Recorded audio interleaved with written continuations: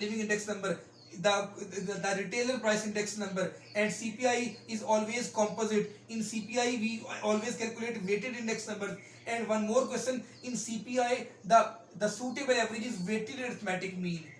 Weighted arithmetic mean, because as I told you, the importance of all the commodities, the importance of all the items is not same.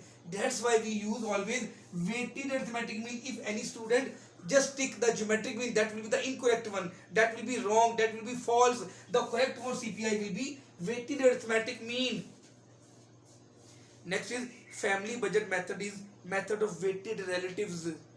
For CPI we have method of family budget. For CPI we have the family budget method. Next is purchasing power of money is achieved by CPI, consumer price index number. Now the last question for today's lecture, CPI is used to calculate real wages. Dear students, I will wait for your precious comments on today's video. Assalamu alaikum.